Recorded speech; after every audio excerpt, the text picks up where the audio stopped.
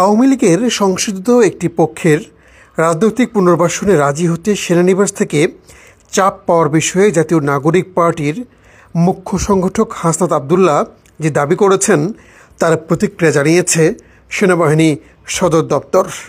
শনিবার নেত্র নিউজকে দেয়া সেনা সদরের এক বিবৃতিতে স্বীকার করে নেওয়া হয়েছে যে সেনানিবাসে খোদ সেনাপ্রধান ওয়াকারুজ্জামানের সঙ্গেই 11ই মার্চ বৈঠকটি হয়েছিল। তবে হাসনাত আবদুল্লাহকে ডেকে নিয়ে যাওয়া এবং আওয়ামী লীগের পুনর্বাসনের বিষয় নিয়ে তাদেরকে প্রস্তাব বা চাপ প্রয়োগের অভিযোগ অস্বীকার করা হয়েছে।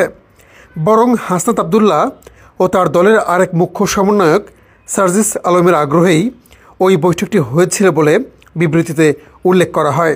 বাংলাদেশে গণঅভ্যুত্থানে ক্ষমতাচ্যুত আওয়ামী লীগকে নতুন রূপে পুনর্বাসনের বিষয়ে সেনানিবাসের কাছ থেকে ভারতের পরিকল্পনা উপস্থাপন করা হয়েছে। শুক্রবার হাসনাত আবদুল্লাহ এমন ফেসবুক পোস্টে বাংলাদেশের রাজনৈতিক অঙ্গনে তুমুল আলোচনার সৃষ্টি হয়। এরই প্রেক্ষিতে নেত্র নিউজ যোগাযোগ করলে একজন মুখপাত্রের মাধ্যমে বক্তব্য দেয় সেনা সদর। হাসনাত আবদুল্লাহর পোস্টকে সম্পূর্ণ রাজনৈতিক স্ট্যান্ডবাজি বই অন্য কিছু নয় বলেও মন্তব্য করা হয়েছে সেনা সদরের বিবৃতিতে। এছাড়া 27 বছর বয়সী এই ছাত্রনেতার বক্তব্যকে অত্যন্ত হাস্যকর ও অপরিপক্ক গল্পের সম্ভার হিসেবেও আখ্যা দিয়েছে সেনাবাহিনী। শুক্রবার এক ফেসবুক পোস্টে হাসনাত আবদুল্লাহ দাবি করেন, আওয়ামী লীগ সরকারের সাবেক মন্ত্রী সাবের হোসেন চৌধুরী, জাতীয় সংসদের সাবেক স্পিকার শিরিন শারমিন ও ঢাকার মেয়র শেখ ফজলুর তাপসকে সামনে রেখে রিফাইন্ড আওয়ামী লীগ নামে নতুন একটি ষড়যন্ত্র নিয়ে আসার পরিকল্পনা চলছে। সুনির্দিষ্টভাবে তিনি বলেন, সেনানিবাস থেকে 11ই মার্চ দুপুর 2:30 এক বৈঠকে তাদেরকে এই নয়া আওয়ামী লীগকে মেনে নিতে সমঝোতা ও সংসদের আসন ভাগাভাগির প্রস্তাব দেয়া হয়। তার পোস্টের পর ওই রাতেই জাতীয় নাগরিক পার্টির পক্ষ থেকে সংবাদ সম্মেলন ডাকা হয়।